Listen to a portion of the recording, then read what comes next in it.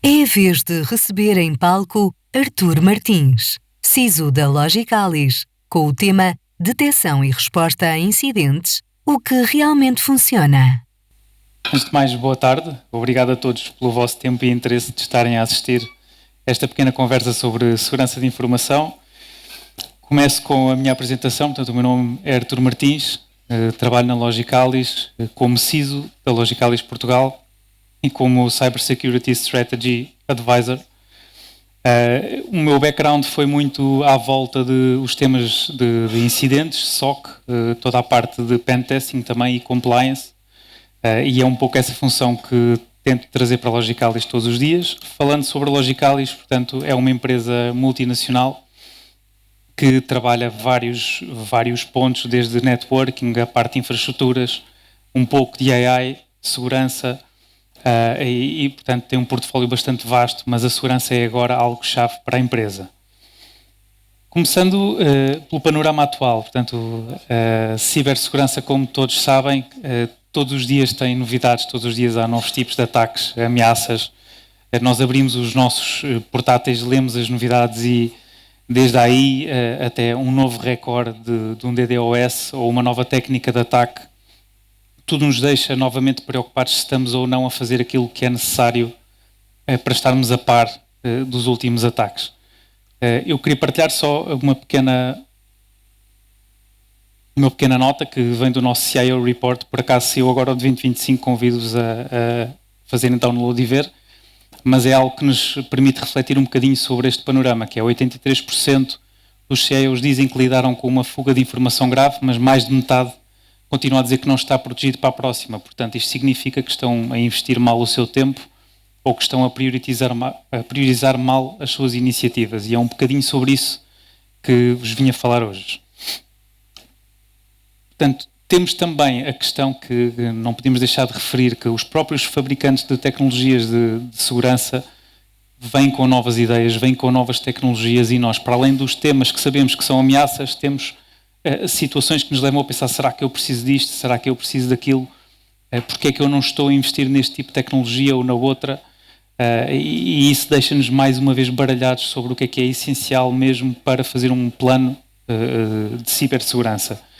Temos outro tema também muito importante que são as questões regulamentares e de compliance. Portanto, nós conhecemos a NIS 2, da hora Decreto-Lei 65, conhecemos até a simples cookie law que acaba por cair no prato da segurança. Tudo isto são coisas que nos preocupam e mais uma vez nos deixam baralhados. E o resultado disso acaba por ser sempre o mesmo, que é o cliente tem tempo e budget limitado, ou a empresa, mas depois tem um conjunto enorme de temáticas sobre segurança que ele tem que fazer check ou ver se precisa efetivamente ou não. Portanto, a pergunta que coloco é qual será então uma boa abordagem, uma boa estratégia para enfrentar este desafio, que é escolher o que fazer em relação à cibersegurança. Portanto, já se falou aqui bastante sobre a questão de planos estratégicos. Efetivamente é necessário estabelecer um plano e definir um plano. Portanto, um plano de ação, um roadmap, um conjunto de iniciativas é aquilo que nos vai permitir acompanhar e orçamentar. Mas o que é isto, um plano de ação de cibersegurança? Eu iria linkar aqui alguns pontos. Portanto, eu acho que primeiro é necessário definir os objetivos.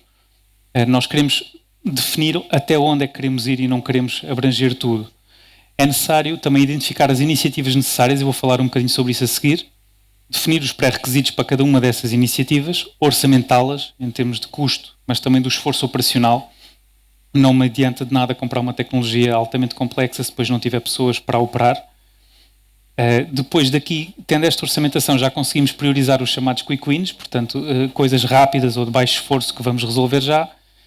E depois uma definição básica de iniciativas primárias, secundárias e aquelas que são nice to have. Portanto, como alimentar este plano estratégico? Naquela questão de identificação de iniciativas necessárias. Portanto, eu trago aqui 3 sugestões nas quais nós trabalhamos bastante e obviamente podemos ajudar. A primeira é auditorias, testes de intrusão, os chamados pen test. Portanto, são exercícios muito rápidos, sendo rápidos também são de baixo custo, mas que trazem necessidades imediatas de correções. Às vezes são controlos muito específicos tecnológicos, outras vezes são projetos até grandes que têm que ser feitos, como alteração de configurações ou topologia de rede. mas é uma forma de obter iniciativas que realmente são prioritárias e que temos que ter. Outra questão, também falaram ainda há pouco e bem, é o tema de auditorias de análise de maturidade de segurança de informação. Portanto, aqui sim é uma abordagem muito mais completa. É basicamente escolher um ponto de referência, uma framework de referência de segurança de informação internacional, fazer uma auditoria sobre a mesma e ver em que pontos é que não estamos confortáveis, e eu digo isto de propósito, sobre esse ponto na nossa realidade, porque nós não queremos estar a 100% em tudo, é necessário definir o nosso apetite ao risco e é necessário definir os tais objetivos de onde é que queremos estar. Podemos falar, por exemplo, de uma 27001 ou mesmo da NIST e fazer uma análise de maturidade através daí. No entanto, o ponto que eu vos trazia aqui hoje é a decomposição de ataques, isto na temática de detecção e resposta a incidentes, porque no final do dia todas estas iniciativas são necessárias, mas às vezes basta pedir à nossa equipa de segurança ou basta observar um ataque muito comum para conseguirmos decompor o mesmo e daí sim aferir iniciativas que às vezes são simples e podemos ou não ter contemplado no nosso plano de ação. Fazendo então muito rapidamente aqui uma decomposição, portanto um dos ataques que sabemos que continua em crescente é a componente de acesso inicial através de phishing. Portanto, a componente de phishing, nós consideramos que uma campanha de phishing acontece quando a nossa vítima, o nosso colaborador, o que seja, visita um URL e depois partilha credenciais e a partir daí há um risco, não é, de alguém aceder remotamente, mas na realidade há vários pontos no tempo que nos levam a tentar, ou pelo menos a dever, abordar este tipo de ataques a priori de uma forma diferente. Portanto, se calhar isto aconteceu no dia 5, o problema começou muito antes. Vou dar um exemplo de uma campanha de phishing. Portanto, o atacante copia o website legítimo da empresa para começar a manipular uma versão de cópia do mesmo, mas maliciosa. Aqui não há muito a fazer, portanto o site está exposto na internet, ele é livre de o fazer, ele saca e trabalha offline, não há muito a fazer. Mas de seguida ele irá alojar esta campanha online. E às vezes utiliza um nome parecido para um site, outras vezes não utiliza isso, mas aqui já há várias coisas que podem tentar detectar isto. Nomeadamente, os serviços de Cyber Threat Intelligence ou as ferramentas de Cyber Threat Intelligence conseguem detectar quando há domínios parecidos ou quando, por exemplo, o meu logotipo está num domínio que não tem nada a ver e eu faço isso através do Reverse Image Search do Google e encontro aquela campanha existente no outro lado. Com isto nasce também a parte da resposta, ou seja, a resposta aqui é um procedimento operacional da equipa de SOC ou de alguém que tem que fazer o chamado takedown daquela campanha e o sítio onde ela está alojada. Portanto, isto é algo que se pode planear a priori. De seguida, ele vai tentar, de alguma forma, convencer a vítima a clicar naquele sítio ou ir àquele sítio. Pode fazê-lo através de um e-mail de phishing. Portanto, aqui levantamos outras temáticas como ter a filtragem de e-mail ou um Secure Email Gateway, mas também treinar as pessoas, que é um ponto muito, muito importante, que é as pessoas conseguirem reconhecer que um e-mail não foi solicitado ou é um e-mail de phishing e que deverão sempre verificar o sender e perceber se aquilo é legítimo ou não. No entanto, vamos pôr o caso em que o atacante fica frustrado e não consegue que o e-mail de phishing funciona. Ele consegue, por exemplo, criar publicidades nas redes sociais, e isto é bastante comum, não só nas redes sociais, mas nos motores de pesquisa. Mais uma vez, as ferramentas de Cyber Threat Intel hoje em dia já monitorizam tudo o que está a acontecer nas redes sociais, Telegrams, Twitters, LinkedIns e também nos motores de pesquisa, porque às vezes aparecem nomes, campanhas de janeiro ou alguma coisa do género, e depois o link que vai para lá é um site exatamente igual ao meu, mas malicioso. Portanto, estas ferramentas também conseguem ter este tipo de detecção. E da nossa experiência, isto está mesmo a acontecer e cada vez mais é este o método de propagação do phishing e não o típico envio de e-mail. Por último, um ponto muito importante que dará jeito é, no caso de estar a haver uma campanha de phishing, convém poderem dar a alguém especialista para fazer a análise do chamado phishing kit, ou seja, como é que o atacante construiu isto, qual foi o meu ponto fraco. Às vezes aqui encontram-se pequenos pormenores, os chamados kill switch, que ao ativar isso, toda a campanha vai abaixo e a campanha deixa de existir. Isso poderá fazer a diferença e deitar uma campanha abaixo. Nós já tivemos situações onde a campanha realmente foi desligada e outras onde esteve semanas por causa do sítio onde estava alojado e não conseguimos fazer o takedown. Outra decomposição que podemos fazer é o ataque de ransomware, portanto, tão famoso como o phishing, mas muito mais letal. Também este nos permite ser decomposto e aferir daqui algumas iniciativas que deveriam estar no plano estratégico também. Portanto, tipicamente, um ataque de ransomware começa quando os nossos servidores são encriptados e é pedido o resgate. No entanto, principalmente nestes tipos de ataques, a história começa bastante antes. Portanto, este acaba por não ser o dia 1, às vezes passaram 4 meses. O dia 1 é, provavelmente, ou neste cenário hipotético, quando as credenciais estão à venda online. Por exemplo, no ataque de phishing, muitas vezes simplesmente metem-se as credenciais à venda e isto é um negócio só por si, a venda de credenciais, e alguém as compra. Mas quando alguém as compra, ainda antes disso, esta venda de credenciais online, mais uma vez, é monitorizada pelos serviços de CTI ou de Cyber Threat Intelligence, porque eles vão estar à venda não num site normal, mas na Darknet ou em outros fóruns mais escondidos, por assim dizer. Existe aqui uma possibilidade também, mais uma vez, de treinarmos as equipas de segurança por um procedimento operacional, ou seja, se as credenciais estão online, eu tenho que as mudar ou tenho que as bloquear à ZAP.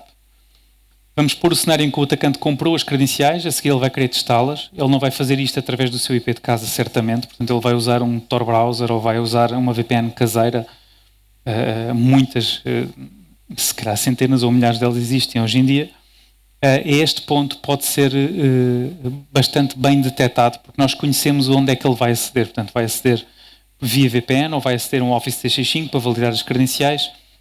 E nós aí conseguimos ver que ele está a vir de um IP que não é comum ou de um IP que tem má reputação. Portanto, mais uma vez, desencadeia aqui a possibilidade de termos detectado isto, se calhar 4 meses antes de acontecer, e também ter agido e ter prevenido o ataque. De seguida, vamos pôr o cenário em que ele consegue ter acesso à infraestrutura. Se o objetivo dele é chegar ao ransomware, a seguir ele vai tentar ser owner ou escalar privilégios dentro da máquina. Aqui temos toda a stack de endpoint security, ou a questão mesmo dos endpoints da empresa, que irão tentar detectar, pelo menos, este comportamento malicioso e prevenir que ele consiga fazer a escalada de privilégios. Mas no caso de ele conseguir, antes de fazer o trigger, do resgate, normalmente é sempre feita uma pesquisa pela rede, através à procura dos backups, porque a partir do momento em que se cifram os backups, aí sim a vítima vai pagar o resgate para conseguir ter de volta a sua informação. Portanto, neste momento, o que está a acontecer a seguir à escala de privilégios é a chamada movimentação lateral, ou seja, isto deixa muito rastro pela rede, provavelmente. Portanto, há indícios de um computador que de repente começou a varrer outros computadores. Temos que monitorizar contas privilegiadas e o acesso a contas privilegiadas, ter alarmes para isso, mas também o simples, digamos assim, Network IPS ou IDS irá detectar isto, que é uma máquina a tentar varrer a rede e não sabemos porquê. Portanto, é mais uma das coisas que deveríamos considerar. De seguida, temos a execução do malware. Portanto, neste caso, estamos a falar da própria máquina onde o atacante despoleta a bomba, digamos assim, o payload, para depois instalar ou executar o seu malware de ransomware. Neste caso, mais uma vez, a questão do endpoint security e do EDR são essenciais para que isto seja prevenido ou seja detectado. Para terminar, vou falar só um bocadinho sobre as nossas soluções da Logicalis Portugal. Portanto, onde é que nós podemos ajudar em toda esta temática? Nós temos um conceito de Intelligent Security, isto é a nível mundial. Neste conceito temos uma equipa de advisory, ou chamado consulting, que poderá ajudar na execução deste planeamento e mesmo na definição do próprio planeamento. Temos a equipa de Secure Operations, que trabalha 24/7 a nível internacional. Portanto, Portugal é o hub do SOC para mais de 200 clientes no mundo inteiro. E depois temos os especialistas em cada uma das áreas de conectividade ou de rede e de segurança. Só para vos mostrar um pouco, portanto, nós temos neste momento em Portugal o nosso SOC EMEA, que comunica e faz o follow the sun com SOCs de outros países. E como podemos ver aqui, exatamente. Pronto, muito obrigado, então, uma boa tarde.